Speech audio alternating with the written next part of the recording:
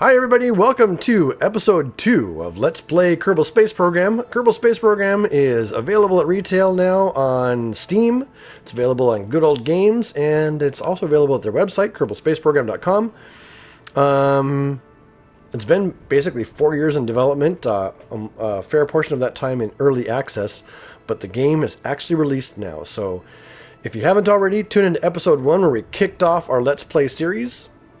Our current game has 167,000 funds available, 17 science available, and 13% reputation available. We've got a couple of contracts in progress, one of which we are going to work on in this episode. So here we are at the Kerbal Space Center. I have upgraded a couple of buildings. The launch pad facility is now level 2, allowing me to have heavier rockets. The mission control facility is level 2, which means I can have more active contracts at once. I haven't done anything with a space plane hangar or the runway. You know, I might actually go ahead and upgrade the runway since I have the money to do it. We'll go ahead and get that done. Give us actually a more runway-shaped runway. We have also upgraded the astronaut complex to level 2, and this was all done in episode 1. I got plenty of funds to do that based on the records we were breaking and stuff like that. These other buildings will upgrade as we have money. So every time you upgrade a building, you get some new capability. For instance, this runway is now smoother, and it can also handle heavier craft. So we'll go ahead and grab the puddle jumper. And Jebediah can go ahead and fly this mission, and we'll launch.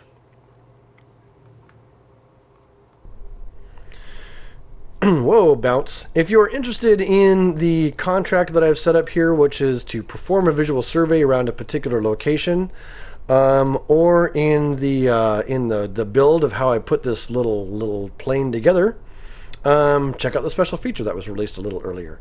And I'll have all that information in it. This episode is going to be just about flying this thing and getting us safely there and back again. So basically we're headed this way to go do something. All right. Spool it up. Full throttle. We have a nice, more or less even runway. Applying some elevator pressure to get us climbing here since we have enough speed. Bingo! We are on our way. Zoom! Let me just angle over here. This would qualify, if this were a propeller instead of a jet engine, this plane would definitely qualify as a sport plane in the United States as far as the FAA is concerned. It's a single-seater plane with a particular maximum speed and all that good stuff. You know what? We're going to go ahead and go supersonic. This thing's got the power. Let's see what this plane's capabilities really are.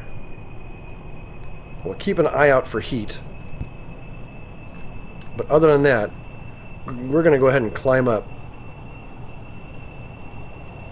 As we gain more speed and altitude, we actually gain more thrust. Now, where's that map? We are headed this direction, so we're going to activate that navigation, which is this way.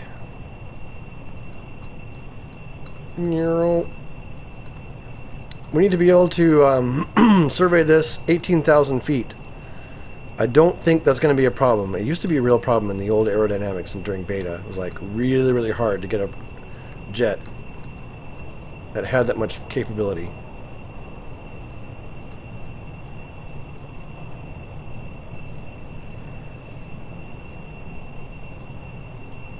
Alright. We're hauling. You know, I should have put a radio antenna on this thing, because this guy could be doing EVA reports all over the place. Or not EVAs, crew reports. Yeah, a crew report while flying over Kerbin's grasslands. Keep that data. You know what? I'm going to go ahead and patch this thing up, since we have plenty of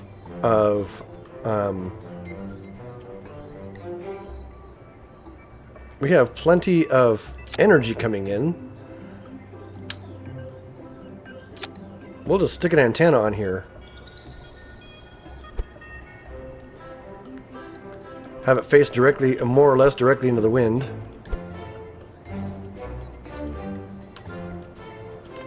Just like that. So we can transmit stuff. I don't know what the hell that's about.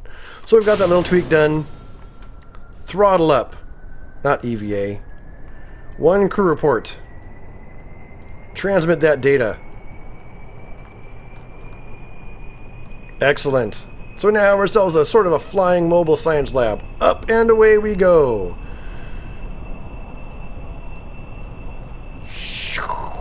We are just going to fly right over here.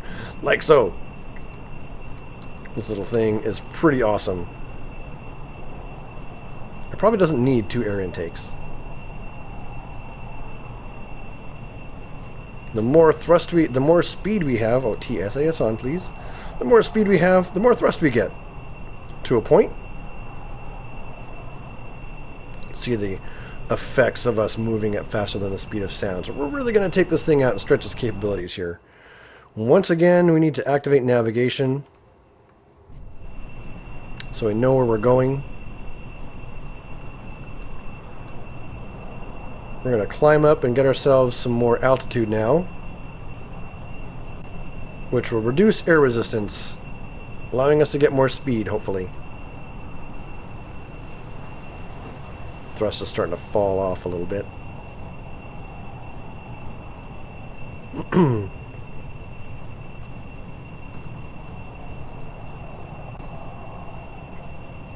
Yeah, there we go. 20% climb angle. Looks pretty good.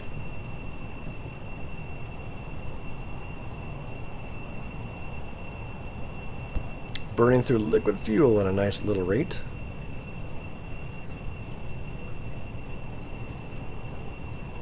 This little guy is so maneuverable and so nice. 308 meters per second. I wonder if we can climb up that high. I don't see why we shouldn't be able to, but we'll have to find out.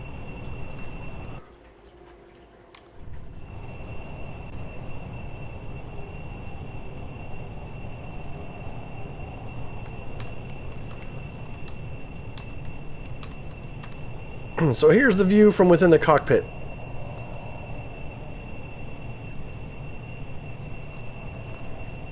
Take a look over the land over here. Kind of wish I had track IR. I mean, so the really cool thing about Kerbal Space Program, it isn't like...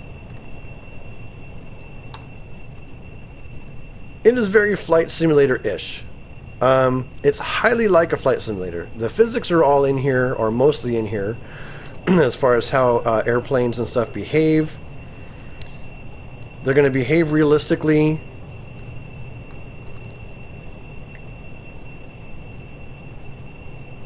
But they give you plenty of helpers that kind of simplify it a little bit.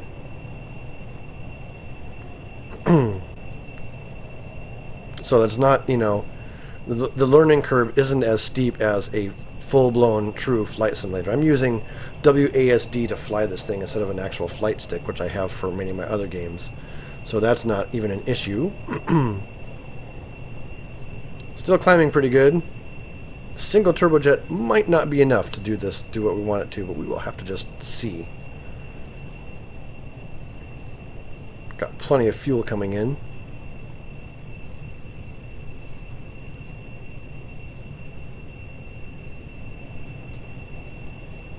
These air intakes give drag, so I gotta be, you know, careful about putting on too many of those. Probably could have put it underneath, but I just didn't quite have enough clearance for that. Or maybe even on top and move the parachute somewhere. Oh well. This little guy looks pretty cool. I like it. Here he is flying along. Just cruising.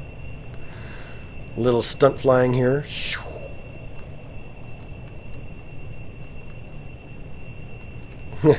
Now that I'm dipping into the atmosphere. We could pick up some speed.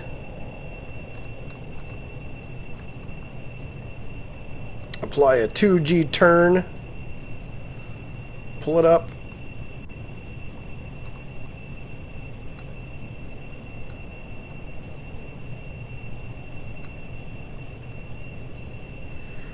There we go. Let's see how we do on this climb here.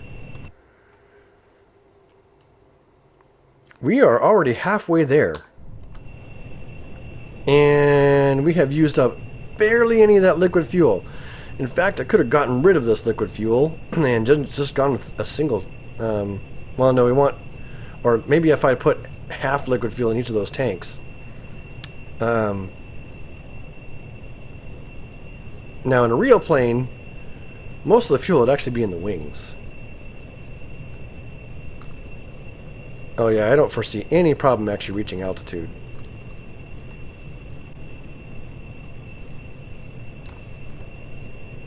Continue to get some altitude here. The engine is losing thrust as the atmosphere gets thinner and thinner.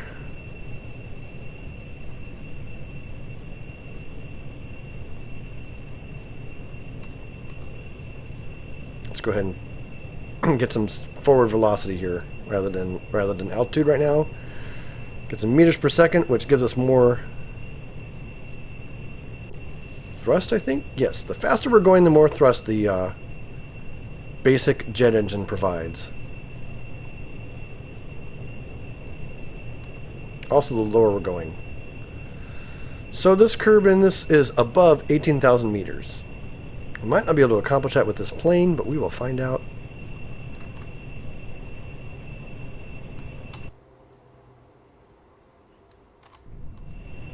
Once we get there.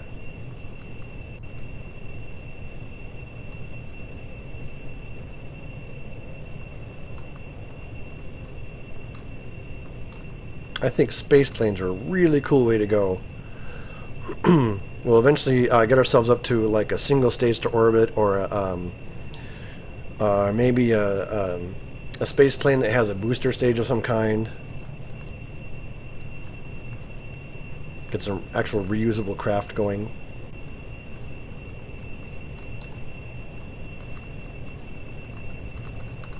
So I can see.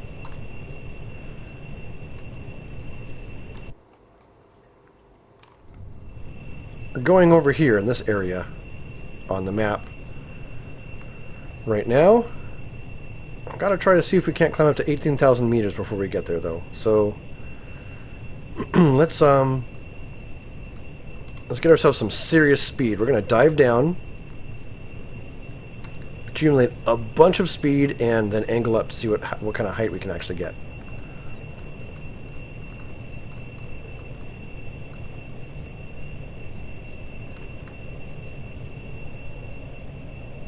We have a lot more thrust coming out of this engine now.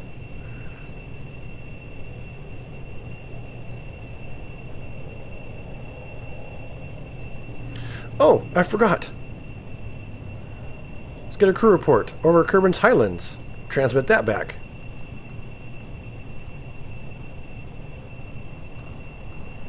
Okay, pulling up into a climb. Making a nice steep one.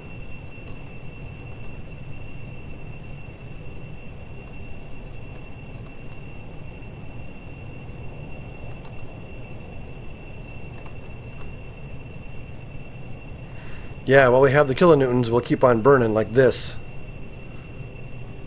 They're falling off rather quickly, though. As we lose speed and gain altitude.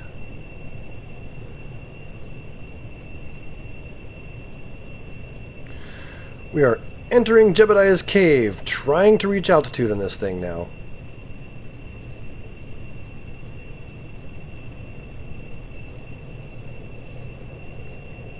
Alright, we have to be ready. We have to be careful about an uncontrolled stall.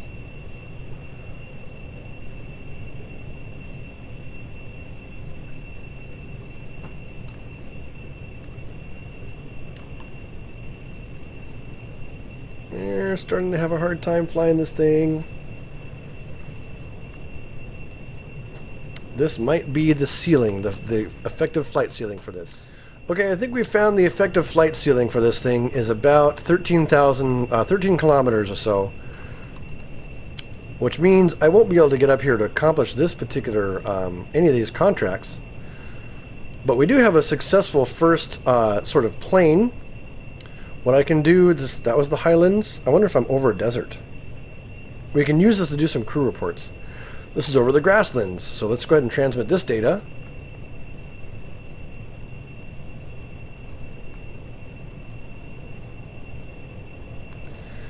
And the next one we will worry about is going to be over the mountains.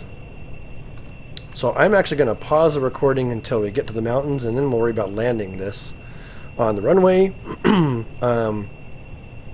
Hopefully with Jeb Kerman intact. Okay, so here we are. We're over the mountain range. Let's get ourselves a crew report.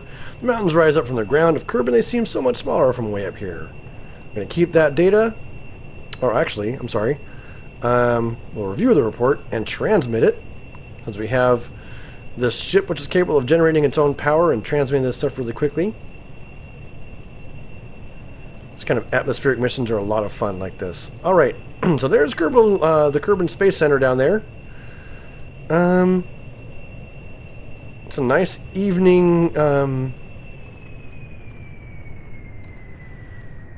So we should actually be able to just slow down our throttle a whole lot and actually just sort of glide in. In fact, what I'm going to do is I'm going to just go ahead and throttle right down and see what our glide slope actually ends up looking like.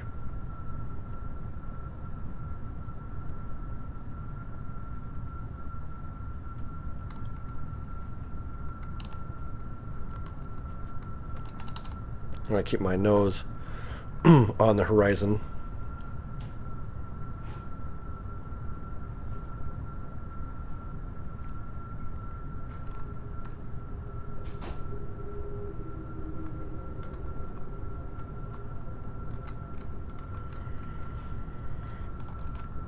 This guy's got a pretty good glide slope.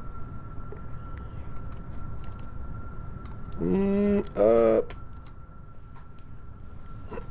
So we're just gliding down here at this point. Actually overshooting the runway a bit, so what I'm doing is I'm just making some S-turns back and forth to bleed off a little bit of energy. Anyone who's been through flight school of any kind knows what I'm talking about. But basically, I have too much altitude right now to successfully glide onto that landing strip if I just went straight for it.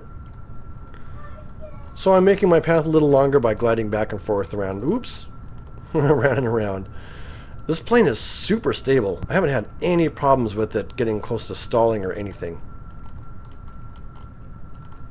Of course, I haven't really pushed it. I haven't actually found out what its stall speed actually is.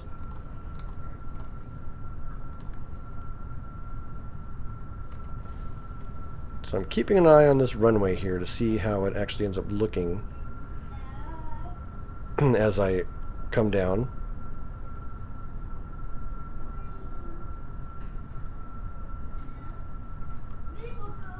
You can hear my daughter in the background playing. Yep. Almost there.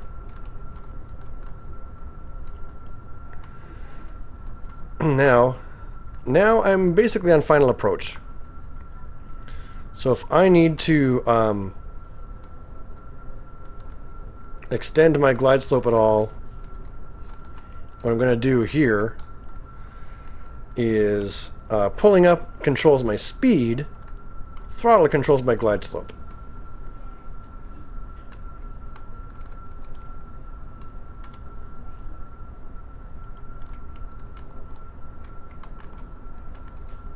This is pretty hard with a keyboard.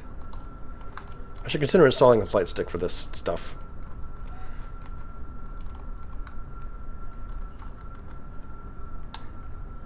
Alright, flare.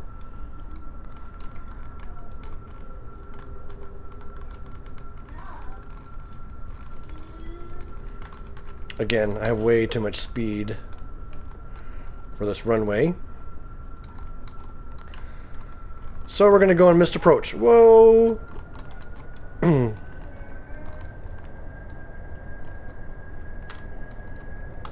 We'll go missed approach.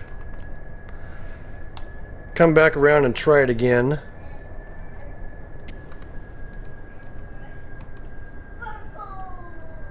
Sparkles! Hang on just a moment while I come back around. Okay, so here we are making our final adjustments for getting on this runway. Rudder over. Get her lined up. We have no throttle. Like, this thing can just glide for days. I wonder what its stall speed actually is.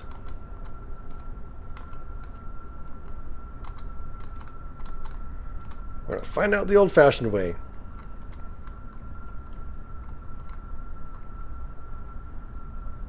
There we go. Brakes.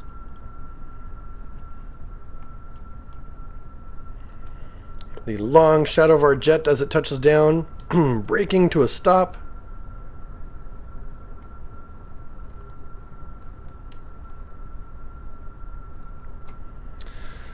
And there we have it. The first successful flight of our first successful space plane, even though it wasn't able to complete the mission.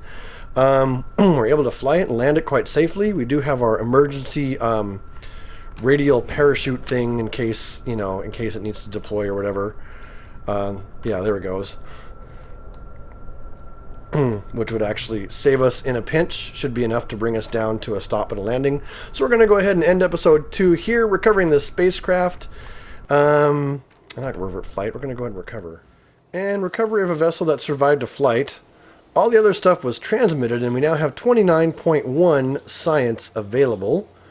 The whole space plane is recovered at 100% because we landed at the Kerbal Space Center, so that's one really cool way to do some science and stuff like that. No XP gained because they were just flying in the atmosphere and stuff like that. So tune in to episode 3 when we take a look at actually trying to complete these contracts that we've set up here. Until then, keep flying and stay shiny. Goodbye!